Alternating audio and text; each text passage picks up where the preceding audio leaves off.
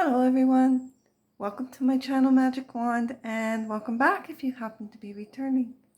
Today I will be doing a flip through and one card reading of the Wisdom of Trees Oracle by Jane Struthers. This is a 40 card deck which was published in 2017 by Watkins, and I will include all the information in the description box below this video.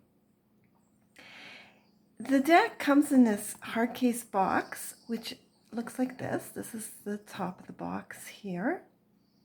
And that is the side and the top. Oops, as you can see, it comes out like a drawer, which is really interesting. That's the bottom there, and this is the back. Now it opens up like a drawer, and this time I actually left the cards and the guidebook in the box because I just wanted to show you how I arranged it for myself. But it comes out like this, which is quite nice actually. I like it. And it has this ribbon on the side to help pull the box out, and then the deck and the guidebook sit inside the box like this. And I went ahead and modified it a little bit with some washi tape because I just found it hard to get the cards out, so I just stuck some washi tape in there. Well, actually, it's the binding that the cards come in, and I decorated it with washi tape. But anyways, so it just to help get the cards out, and then I actually decorated the bottom too. You can just see it helps a little bit to get the cards out. Anyway, so that is the box, and it does come with this guidebook, which looks like this, and that is the back of the guidebook there. It has a table of contents, and the book includes an introduction, tuning into trees, divas and nature spirits, how to use this oracle, and spreads and readings. And then it goes into the cards, which are separated into 4 suits, which are roots, which represent being, the trunk, which represents healing, the leaf, which represents wisdom, and then flower, fruit, and seed, which represent power. So each suit has 10 cards in it. And then the guidebook also includes spreads, and it does have a little bit of an informational page here, which gives you an idea regarding how to use the deck, and it's well laid out and very well explained. And as well as I mentioned, she does include spreads, so that's always nice. And then it goes into the cards themselves, and they do include color images of the cards. And actually, I will go back to the explanation because it really explains it very well regarding how the guidebook is laid out with regard to the information about the cards. So this section here, using the cards in conjunction with the book. So I'll just go ahead and read that because it really explains it quite well.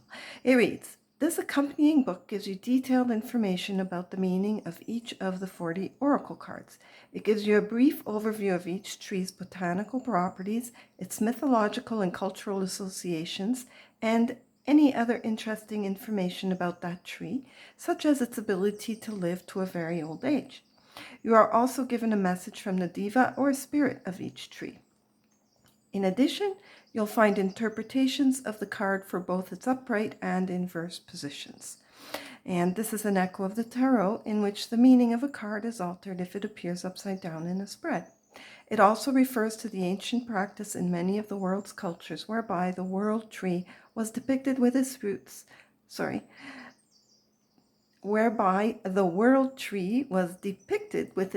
and canopy as being almost interchangeable. This reflected the importance of the tree as the conduit between the different planes of existence, the inner and outer, and the spiritual and material. And then it goes on to talk about the spreads. But I thought this summed up how the guidebook works in terms of presenting the card's meaning really well. But as you can see, it's really well laid out. So you have the name of the card and all the extra information regarding that particular tree. So it's really good. And at the back of the book, there's a section on extra information. So nature sanctuaries in various parts of the world. And then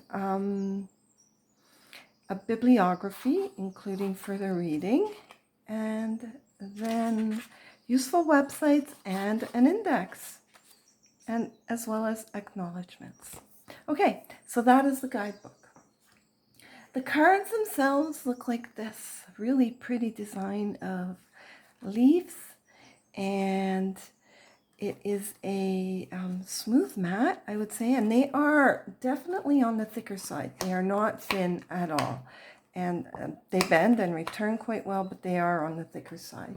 And size-wise, compared to a plaid back tarot card, they are wider and a bit shorter. Okay, so the cards are in order today. They are organized in their suits, and the first suit is Roots, which we'll begin with, and they simply contain, or they simply have the name of the tree, and then the image and a border, and each border is color-coded to represent the suit that it's a part of. So this first 10 cards, the first 10 cards are from the suit of Roots. And so the first card is Acacia. Really beautiful, actually. And I'm not sure, I didn't mention the artist. Oh, but the artwork is by I'm not sure how to pronounce her name, but here is the artist's name. Meraylah Allwood. And I apologize if I'm not pronouncing her first name correctly, but that is the artist. That is the artist. Okay, so the first one is Acacia, and I think I will zoom in a little bit because they are so pretty. Okay, so continuing with the suit of Root, and the second card is Baobab.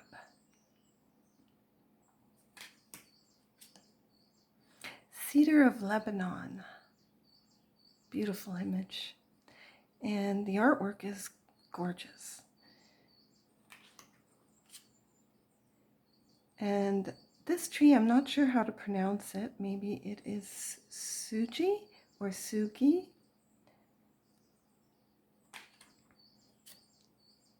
Banyan. Pipal or Pipal. I'm sorry if I'm not pronouncing these correctly. Bristlecone pine. Monterey pine.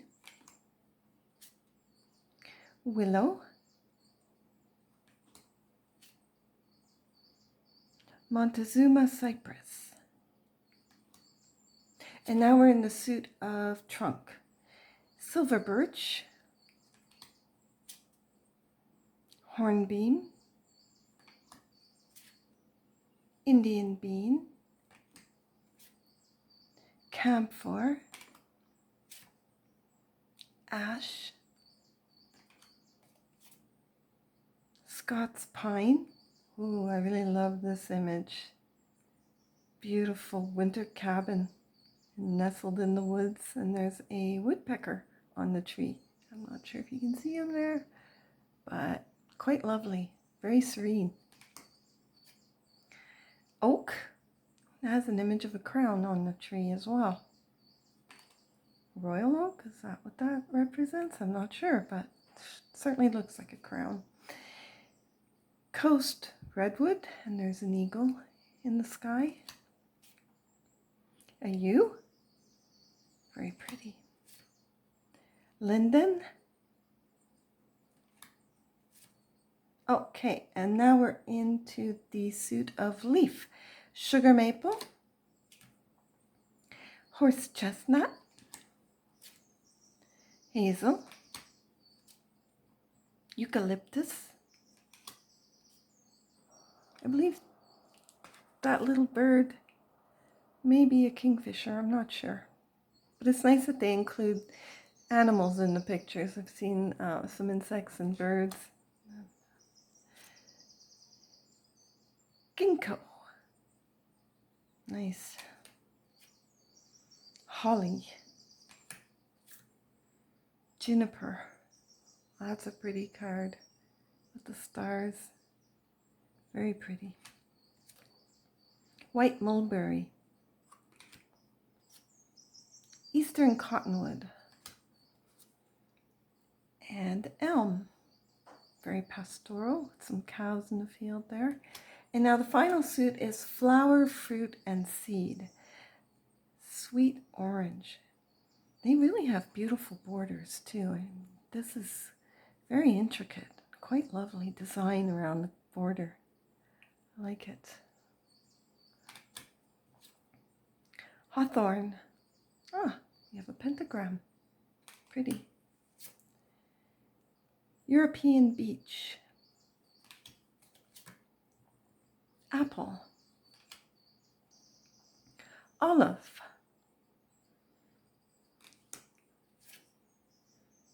Date palm.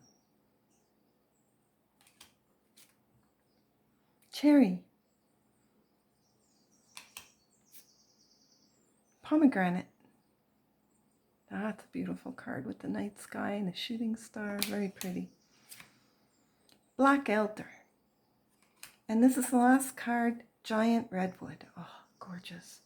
And there's a deer at the base of it, just giving you the perspective in size that they can grow to be so big and beautiful. Okay, so those are all the cards. And I will go ahead and shuffle for a one-card reading for you. And as I shuffle, I simply ask that you perhaps consider this to be a timeless reading, so that anytime you come across this video, the card drawn may have significance for you at this point in time in your life. And I simply ask that you use your intuition to discern if the card drawn and its message does have meaning for you at this point in time. And I will go ahead and ask Spirit to please guide my hand for a message for you at this point in time in your life. Can I have a card, please, for whoever may be watching? What message do we have to convey? And if a card does not pop out, I will go ahead and cut the deck and ask Spirit to guide my hand. Oh, okay, Spirit was ready. And this is the card, Hawthorn. How lovely. Wow. Honestly, it really is just a coincidence that my cloth actually is one of my favorite cloths, but it has a pentagram on it. So, I mean, I guess you could say there are no coincidences, but this is a card that came up that Spirit wanted me to read for you today. So I will go ahead and do that and see what the message is. So Hawthorn, and we can just flip through. It would be under fruit or flower, fruit, and seed. And oh, it has a keyword of magic. I love that. And it's on page 65. Page 65. Okay, here it is. So I'm going to move that aside so perhaps you can read along with me. I'm not sure if you can or not, but I'm just going to read from here. And so it reads magic. And then I believe this might be the Latin name for the hawthorn. And it, I'm not sure exactly how to pronounce it, but Cretaceous monogena. Apologies for mispronouncing that if I did, but I'll go ahead and read the Hawthorn Diva message. Let's just move that there. Treat me with Caution and give me respect, because I am an ancient and powerful tree. My thorns are sharp to give me protection, and wherever I grow is said to mark the entrance to the underground realm of the fairies. The hawthorn, with its sharp thorns and intricate network of branches, has been grown as hedging for centuries.